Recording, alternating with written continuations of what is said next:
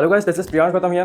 तो यार बस अब 30 डेज हमारे पास बचे हुए हैं और मैथ्स के लिए आज हम बात करेंगे, मैथ्स के ऊपर बात करेंगे कि 30 डेज में मैथ्स को किस तरीके से खत्म करना चाहिए, पढ़ना चाहिए। तो कोई भी स्टूडेंट ये देख सकता है यार जिसकी तैयारी कम है या ज़्यादा है, दोनों के लिए बताऊँगा क्या करना है। जिनने स्टडी अच्छी खासी कर चुके हैं उनको मैं बताऊँगी आपको क्या करना चाहिए, और जिनने स्टडी अच्छी खासी नहीं कर पाए हैं या साल बर्बाद हो गए, जो भी रीजन से पढ़ नहीं पाए हैं, तो मैं उनको बताऊँगी आपको क्या करना चाहिए। तो सबसे पहले पॉइंट नंबर 1 की बात करते हैं सिलेबस की। तो यार अब सिर्फ 30 डेज हमारे पास बचे हुए हैं, तो अब इस टाइम पे सिलेबस पे हमको ध्यान नहीं देना है। जितना हो सकता है आपने साल भर से पढ़ाई करी होगी कुछ, तो हो सकता है आपका सिलेबस ऑलमोस्ट खत्म होने वाला हो, तब तो आप एकदम मतलब कंटिन्यूसली पढ़ाई करते हो, सिलेबस जल्दी जल्दी खत्म करो।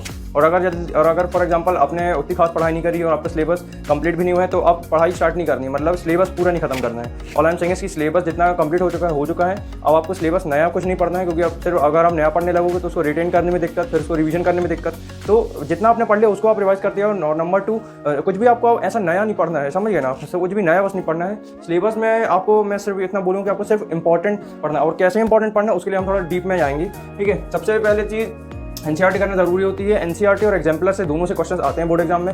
एनसीईआरटी की अगर मैं बात करूँ तो 80% पेपर पूरा एनसीईआरटी से पूछा जाता है मैथ्स के बोर्ड एग्जाम में। और अगर मैं एग्जाम्पलर की बात करूँ तो 2 या 3 क्वेश्चन एग्जाम्पलर से ऐसे आएंगे जो 15 to 20 मार्क्स के आते हैं। तो टोटल 100 मार्क्स का पेपर हो गया, 80 मार्क्स का पेपर होता है टोटल। तो उसमें से कुछ पेपर आपका आएगा एनसीईआरटी से और कुछ पेपर आपका आएगा एग्जाम्पलर से। तो एग्जाम्पलर तो अब करने का टाइम बचा नहीं है। अगर आपका एनसीईआरटी ऑलमोस्ट कंप्लीट हो चुकी है तब आप एग्जाम्पलर को हाथ लगाओ, नहीं तो एग्जाम्पलर को मत छोड़ो। सिंपल, जो आपने एनसीईआरटी अगर नहीं पढ़ी हो तो सिर्फ आप एनसीईआरटी पे फोकस करो। तो एनसीईआरटी में बेसिकली आपको करना क्या है, सिर्फ और सिर्फ सिलेक्टेड क्वेश्चन पे अब आपको सबसे ज़्यादा ध्यान देना है। आपने हो सकता है कुछ क्वेश्चन की प्रैक्टिस करी हुई होगी, तो उसमें आपने कुछ ना कुछ इंपॉर्टेंट टिक किया होगा। इंपॉर्टेंट नहीं किया तो आपने इंपॉर्टेंट टिक कर लेना उसमें, ठीक है, स्टार मार्क कर लेना। जिससे क्या होगा कि एग्जाम से पहले आपके पास वो क्वेश्चन करने का टाइम होगा और आप उसको इजीली सॉल्व कर सकते हो। तो उसमें क्या होगा कि आपका टाइम भी बचेगा और जल्दी से जल्दी आप क्वेश्चन को भी सॉल्व करते आओगे। और मिसलेनियस एक्सरसाइज की अगर मैं बात करूँ तो यार क्वेश्चन जरूर आते हैं उससे। मिसलेनियस एक्सरसाइज आपको हर हालत में सॉल्व करनी जरूरी है। कुछ आपके क्वेश्चन आएंगे 3 मार्क्स से और 5 मार्क्स से, तो जो कि मिसलेनियस की डेफिनेटली पूछे जाते हैं। कुछ क्वेश्चन अलग तरीके से पूछे जाते हैं, बट तब उसमें मेथड कॉन्सेप्ट आपको सेम लिखना होता है ना। मैंने स्टार्टिंग में यूट्यूब में सबसे पहले मैंने मैथ्स से ही स्टार्टिंग किया था, और मैथ्स से ही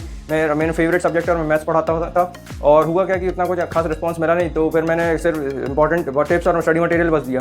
तो अभी फॉर एग्जांपल जो स्टूडेंट में से पढ़ना चाहते हैं मैथ्स, तो मैं यहाँ पे वीडियो पे आपको एक लिंक दे रहा हूँ डिस्क्रिप्शन पे, तो उसमें आप देख के बताओ कि मेरी टीचिंग स्टाइल कैसी है। तो उस हिसाब से फिर मैं आगे डिसीजन ले पाऊंगा कि मुझे आगे पढ़ाना चाहिए या नहीं पढ़ाना चाहिए। तो होगा क्या, मैं फिर ये डिसीजन लूँगा कि 3 और 5 मार्क्स से जो क्वेश्चन पूछे जाते हैं बोर्ड एग्जाम में, उनकी मैं आपको यहाँ पे प्रैक्टिस करवा दूँगा, जिससे आपको फील आ जाएगी, आपसे मेथड अच्छे से बनने लगे। तो आप एक बार वीडियो को चेक करो और कमेंट करके प्लीज़ जरूर बता देना कि टीचिंग स्टाइल कैसी है, क्या इंप्रूव करना चाहिए और क्या नहीं करना चाहिए, ठीक है। तो अब हम आगे बढ़ते हैं।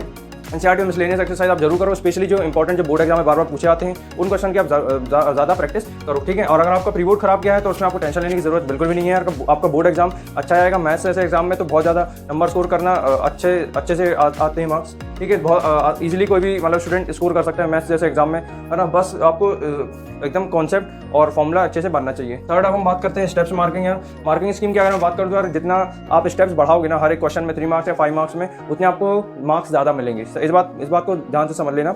जितने आप स्टेप्स बढ़ाते चले आओगे, मान लो 3 मार्क्स का क्वेश्चन है, उसमें आप 1-2 पेज आराम से लिख दिए, या फिर 5 मार्क्स का कोई क्वेश्चन है तो उसको आपने 3-4-5 पेज तक खींच दिया, लिख दिया, तो उस स्टेप्स के आपको मार्क्स मिलेंगे, है ना। तो अगर आपको मान लो आपका आंसर गलत ही आ रहा है लास्ट में, चाहे कुछ भी हो रहा है, बट उसका आधा एक नंबर से ज़्यादा नहीं कटेगा, बाकी आपको पूरा नंबर मिल जाएगा। और मान लो अगर कोई ऐसा क्वेश्चन आ जाता है जिसको आपसे बनता ही नहीं है, आपको पता ही नहीं कि कौन सी किताब से क्वेश्चन आ गया है, कहाँ से आया है, तो उसमें आपको क्या करना है, क्वेश्चन छोड़ के नहीं आना, सबसे पहले क्वेश्चन अटेम्प्ट करना है। छोड़ दोगे तो क्या मार्क्स पूरे डूब जाएंगे, 3 मार्क्स या 5 मार्क्स। अटेम्प्ट करोगे कुछ ना कुछ, उसमें आप कहानी लिखोगे, क्या बोलते हैं, फॉर्मूला लिख सकते हो, आपका कोई भी कॉन्सेप्ट है, मेथड है, कुछ भी आपको उससे रिलेटेड याद आ रहा है, उस चैप्टर से रिलेटेड, उस टॉपिक से रिलेटेड, तो आप उसमें क्या लिखोगे, वो सब चीज़ें लिख सकते हो। तो उससे होगा कि एग्जामिनर सोचेंगे कि भाई इसने थोड़ा बहुत तो लिखा हुआ है, इसके बेस पे फिर वो आपको एग्जाम में मार्क्स अवॉर्ड कर देंगे, है ना। इस टाइप से मार्क्स मिलते हैं। तो मार्किंग स्कीम की हमने बात करी, तो क्या समझ में आया कि 3 मार्क्स और 5 मार्क्स में जितने क्वेश्चन आए आपको हर एक क्वेश्चन अटेम्प्ट करना है ना। और कोई क्वेश्चन ऐसा टफ आया तो उसको जरूर लिखना है। मेथड बढ़ाओ, कॉन्सेप्ट लिखो, स्टेप्स बढ़ाओ। जितना आपको स्टेप्स ज़्यादा बढ़ाओगे उतना आपको ज़्यादा मार्क्स मिलेंगे। इस बात को अच्छे से पकड़ लेना 3 मार्क्स और 5 मार्क्स में,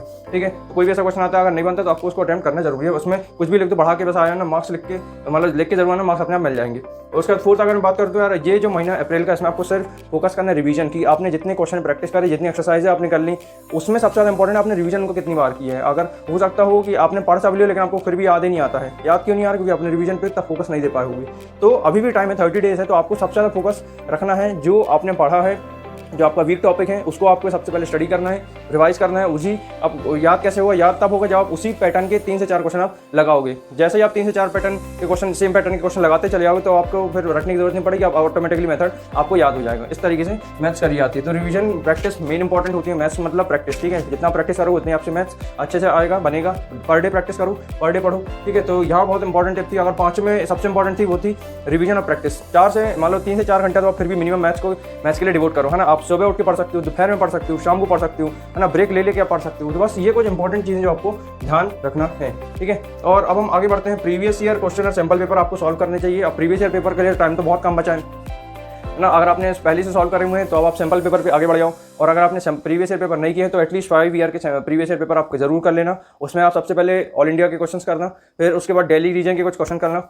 कंपार्टमेंट का अगर आप छोड़ दे तो कोई दिक्कत नहीं, बट ऑल इंडिया के और दिल्ली के ये मेन रीजन होते हैं ना। इनसे क्वेश्चंस बेसिकली कई बार रिपीट होने के चांसेस रहते हैं। और जो इनमें क्वेश्चंस आते हैं वो ऑलरेडी उन्हें कॉन्सेप्ट और मेथड अच्छा डेफिनेटली लगा होता है, डीप में लगा होता है। तो वो अगर आप अच्छे से कर लेते हैं तो डेफिनेटली वो आपसे बन जाएंगे। तो उस टाइप की जो भी आपको क्वेश्चन मिले आप जरूर प्रैक्टिस कर लेना, ठीक है। तो प्रीवियस ईयर क्वेश्चन की 5 साल के आपको करने हैं, है ना। जो भी आपको क्वेश्चन रिपीट टाइप का दिख रहा है यार, मान लो एक ही क्वेश्चन अलग अलग तरीके से पूछा जा रहा है, मतलब उसका पूछने का तरीका सेम है, बस उसमें वैल्यू चेंज हो रही है, दैट मीन्स उसमें मेथड सेम है। तो पक्का इंपॉर्टेंट क्वेश्चन है, तो उसकी आपको मेथड एकदम अच्छे से लिख के प्रैक्टिस कर लेनी है। ये बात फील आ गई आपको, ठीक है। उसके बाद हम आगे बढ़ते हैं सैम्पल पेपर के लिए। तो 2 मिनिमम करने चाहिए और मैक्सिमम 20 से 30 जितने आप लगा सकते हो, आपकी मर्जी, ठीक है।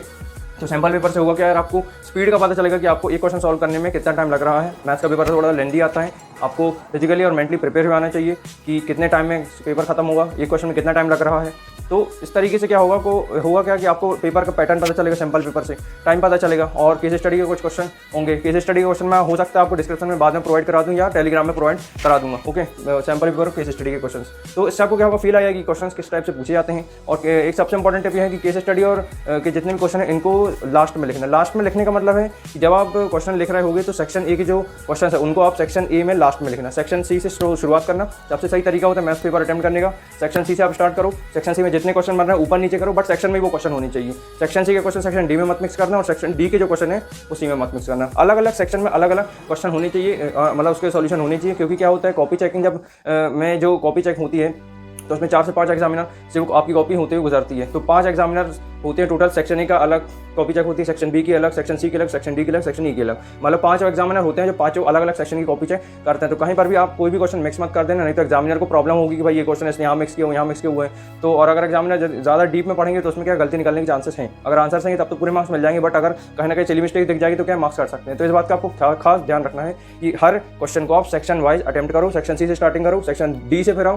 फिर बी पे आओ, फिर ई पे आओ, है ना। सी डी बी ई इस टाइप से आप सीक्वेंस जमाओ और उसी सेक्शन वाइज आप पूरा अटेम्प्ट करो क्वेश्चन, है ना। और कोशिश करके आना, शपथ लेके आना, कसम खा के आना कि 80 में से 80 मार्क्स का पेपर आपको अटेम्प्ट करना है। कुछ भी हो जाए पेपर छूटना नहीं चाहिए, है ना। कुछ भी लिखो, बट टाइम बहुत तेजी से बीतेगा यार। मैथ्स का पेपर रहता है तो उसमें इसलिए बोल रहा हूँ सैम्पल पेपर आप प्रैक्टिस करो, या प्रीवियस ईयर पेपर से ही आप थोड़ी स्पीड बढ़ा लो, तो उससे आपको क्या है मैनेजमेंट, टाइम मैनेजमेंट पता चल जाएगा, ठीक है। तो आई होप कि आपको वीडियो अच्छा लगा हो। सारी बातें हमने कर ली है। सिलेबस की मैंने आपको बताया कि इंपॉर्टेंट पे आपको फोकस करना है, और एनसीईआरटी मैंने आपको बताया मिसलेनियस पे आपको ध्यान रखना है, और इंपॉर्टेंट जो स्टार है वो आपको करना है। अब मैं यहाँ पे इंपॉर्टेंट चीज़ और बताता हूँ। मैथ्स के लिए मैंने ऑलरेडी इंपॉर्टेंट क्वेश्चन प्रोवाइड करा दिए थे, प्रीवियस ईयर क्वेश्चन के इंपॉर्टेंट क्वेश्चन, एनसीईआरटी के इंपॉर्टेंट क्वेश्चन और एग्जाम्पल्स मैंने करा दिए थे।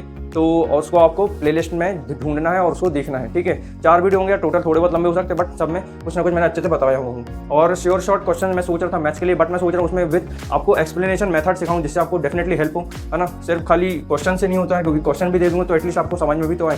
तो हो आप में से बहुत सारे स्टूडेंट ने समझ लिया होगा, साल भर में कुछ ना कुछ कहीं ना कहीं से पढ़ लिया होगा, तो अच्छी बात है। जिनने नहीं पढ़ा तो आप बताना मेरे को, तो फिर मैं अपनी टीचिंग कंटिन्यू करूँगा, ठीक है। तो इस तरीके से आप पढ़ते हो, और इस बात का खास ध्यान रखना स्टेप्स मार्किंग की, जिसमें मतलब आप स्टेप ज़्यादा बढ़ाओगे उतने मार्क्स आपको ज़्यादा अवॉर्ड किए जाएंगे, मिलेंगे। रिवीजन पे आप मेन फोकस रखना, जितना आप पढ़ सकते हो, जितना आप चैलेंज ले सकते हो, उस पर आपको फोकस 100% करना है ना। प्रीवियस ईयर क्वेश्चन करो, सैम्पल पेपर करो, और बस इस तरीके से मोटिवेटेड रहो, और बढ़िया 3 से 4 घंटे डेली मैथ्स के लिए आप डिवोट करो। इंपॉर्टेंट क्वेश्चन, मिसलेनियस के क्वेश्चन जितने आप कर सकते हो उतने करो, ठीक है। ब्रेक ले करके आप पढ़ाई कर सकते हो। तो इस तरीके से आप पढ़ते हो तो आई होप कि आपका अच्छा स्कोर आएगा। और कमेंट करके आप जरूर बताना कि वो टीचिंग के लिए क्या सही है, क्या गलत है, ठीक है। तो इसके बाद पढ़ाई करते रहिए। All the very best, thank you and bye.